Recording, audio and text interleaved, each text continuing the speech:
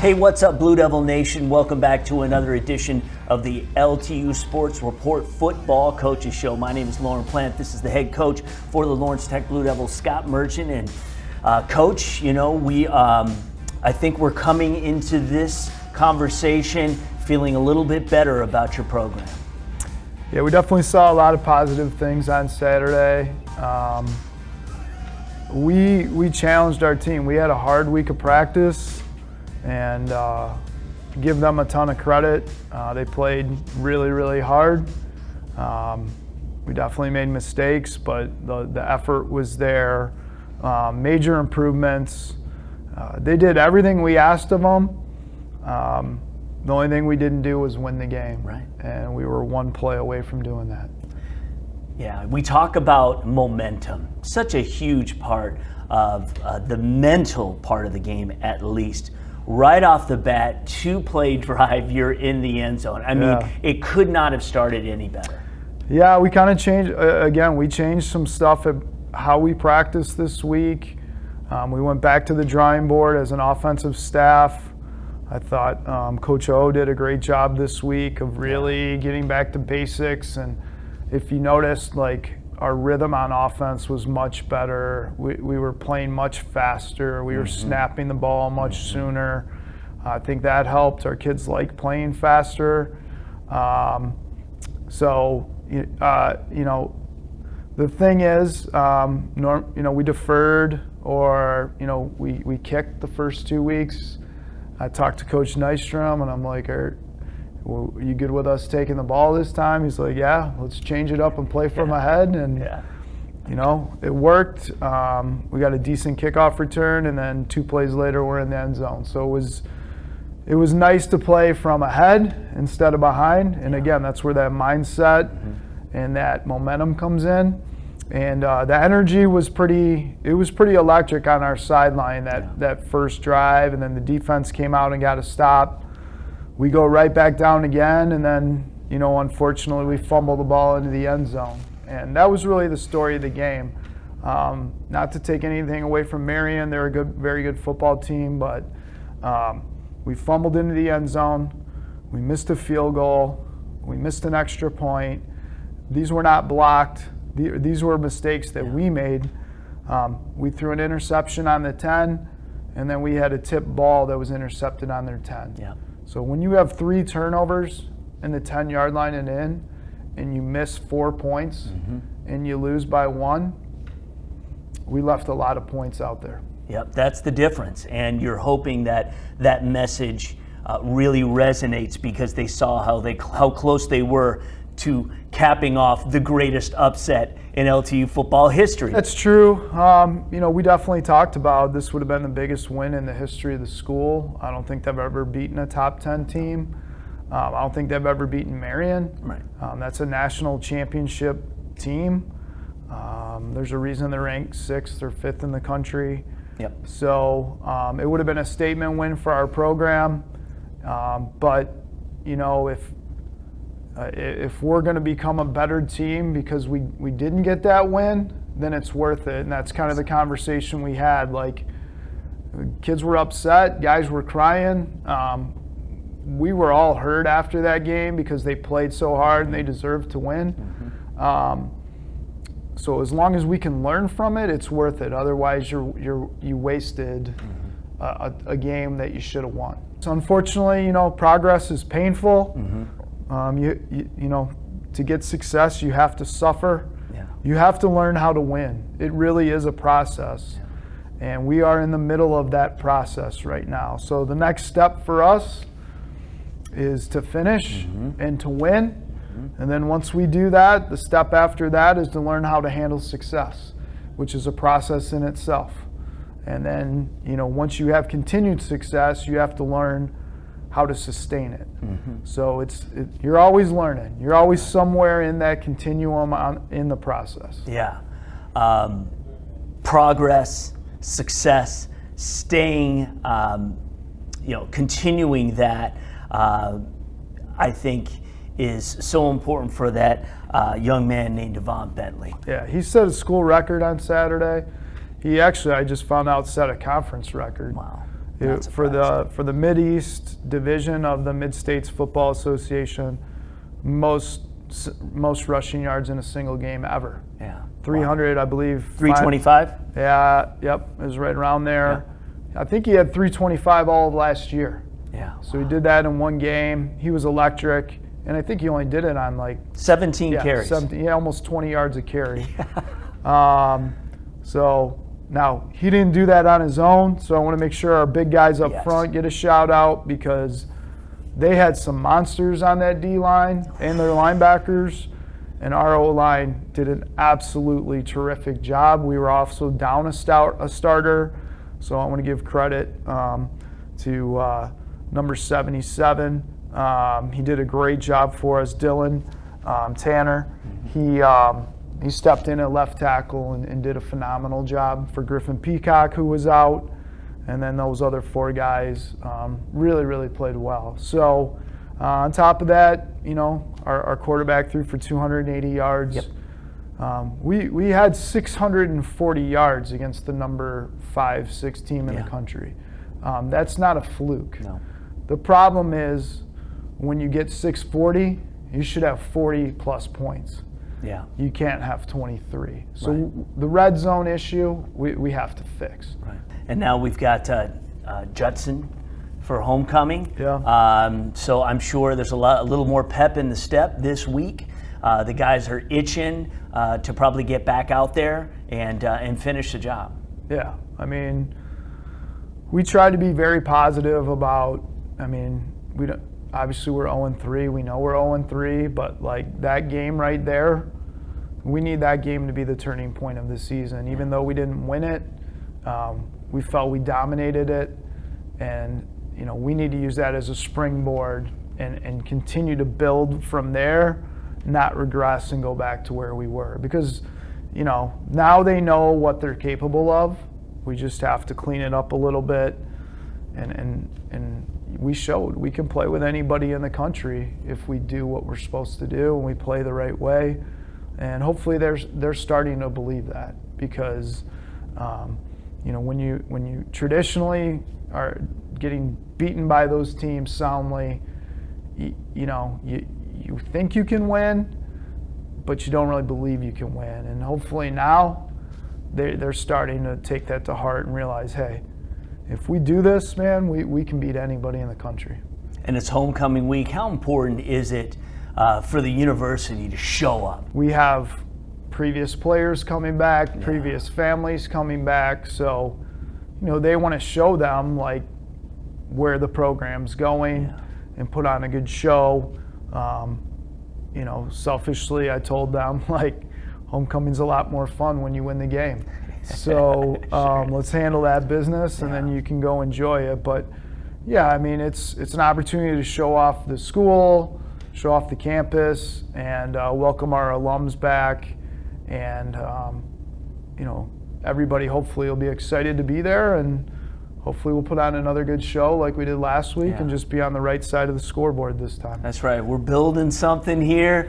Come join it, be a part of it. There's room for everyone. So. There's still room on the train, but I'm going to tell you, when it leaves, you're not going to be able to get on. So that's right. Get on now. Prices are good. That's right. So, Anyway, Coach, again, great effort by the team this week, and that's really what we were hoping for. And like you said, we were a play away. But I think a lot to build on, a lot of really good performances, areas we need to improve. But that is the progression this team is taking here in 2024. Good luck this weekend, and we'll do it again next weekend. Sounds good. Thank you. All right, so we thank Coach Merchant for being here. Now let's meet one of the players, one of the guys up front who really helped lead the way on Saturday. So now we're joined by the 6'2", 300-plus senior offensive lineman from Wahiawa, Hawaii. Hopefully I said that right.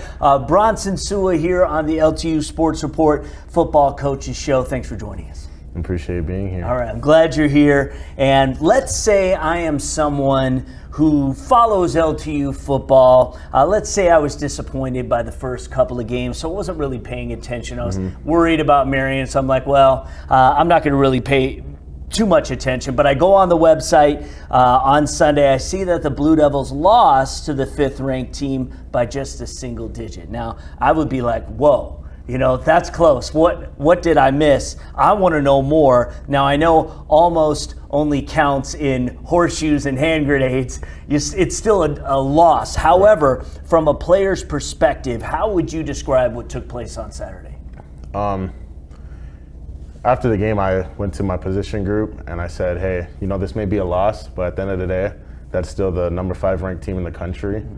And, we're going to take it with a grain of salt, but even though there's not a W in the win column, that's still a statement to be made that, hey, we may be Lawrence Tech and we're not ranked. We may be 0-2 coming in that game, but we're still a force to be reckoned with. And, number 5 ain't nothing. So we can hang with anybody in the country if we just put our heads down and execute what we got to do. Now, when we originally started talking to Coach Merchant about the team, even in the preseason, but especially as camp got going, he told us, he said the offensive line is going to be our strength. I mean, we had as many as 5, returning starters in a way, guys who had significant playing time, had experience. How do you feel things are gelling for the O-line right now, and where do you feel you guys still need to get better? I think at a chemistry standpoint, I think the hardest part is, we got guys in different positions that they haven't played, or we got new guys coming in, and basically our interior O-line consisting of me, Ryan Barris, and Curtis Maxwell. Those guys, we've been staples here at Lawrence Tech for a long time. We know how we play. We know our strengths and our weaknesses. And, we go out there and we play as one. But with additions of Anthony Merlot and one of my roommates, Griffin Peacock, going out to tackle, and he gets hurt. Right. He has to put a new guy in. The hardest part within it is everybody playing at the same pace, and I think that's the hardest part that we struggle with for the first 2 weeks is we got a sets of plays coming in, new guys coming in. We just need to gel. And I think coming into this week, Coach O did a great job of, finding the best 5 to put out there and minimalizing the playbook so we can really just put our heads down, be like, this is the play, go down, put your hand down, and go do what you got to do. And if you see come first play of the game, we set the tone pretty fast. Yeah, I want to talk a little bit about your background. I assume you grew up in Hawaii. Mm-hmm. That is where you are from. Many of us remember when the NFL Pro Bowl used to be every year in Honolulu. So obviously, it sounds like the islands, got pretty football crazy pretty quick. What was it like for you growing up? For me growing up, I wasn't a football guy. I played baseball throughout all my years, and then coming to maybe freshman year of high school is when I first really started playing football seriously, and I was like, I'm too big to be playing baseball. So I got a helmet, put my hand in the dirt, and Hawaii football back then, it wasn't a pushover. You had guys I just talked about, you had Tua Tagovailoa still in the league. You had great players all around every division. You had guys coming in and out D1, either going to University of Hawaii or somewhere on the West Coast. And every week was a fight against some crazy guy that's going D1. And I think just that built me to come out here and not take anybody lightly. And you play at your level, and you want them. You don't want to play to somebody's level. You want them to come up and try to match you. You guys played obviously a big part in the offensive success that was on Saturday. I'm going to ask you about 2 things. You've already alluded to one, so we'll start there. First, Devon Bentley, 325 yards on just 17 carries, 2 touchdowns, getting a chance to block for him. And what is it you think from your perspective that is, and we're really starting to see it now, that makes him so special? Just the ability for him to take coaching and taking players' critique. There's a lot of times where we'll be either be in practice or in game and be like, hey, Devon, you got to trust it. I'll be there. I got you. I'm going to get there. And he goes, I got you, bro. Right. And you see in a lot of plays where there'll be one play where he'll outrun the blocker, but then there's another play where he'll stay in the back and he'll let it unfold, and then that's when it breaks big time. But that's just a full testament to him. He's a great player. He comes out and he puts in the work, and at the end of the day, it comes to camaraderie and trust within the players and the brotherhood. And, I said, all the work we put in this week, the trust, the talk, the communication, it showed out on Saturday. There's no doubt. And I will say, some of those defensive linemen from Marion were some big boys. For sure. So, you know, the fact that you guys were able to, again, execute. It's about leverage. It's about getting in positions of where you need to be and let Devon find that hole and then go do the rest. The second item I want to bring up is your quarterback. 280 yards passing. He did have a touchdown pass, which, again, should have been more. Right. But what do you think about the development of Ryan Schuster and your comfortability lining up in front of him? When it comes to quarterback, it's more than just the type of person you are on the field. He's the type of guy where you see him in the lunchroom, you see him in the hallways, and he'll be like, "What's up, bro? How you doing?" Yeah. And it's not just a "What's up, bro? How you doing?" and leave. It's fully checking in on how you're actually doing. He works. He puts the work in inside the weight room. When it comes to anything, he's open to coaching, and that's like a guy you really need in, as you know, the commander of the offense. You know, at the end of the day, like, we may not have the best blocking, but he'll always take the blame and put it on himself.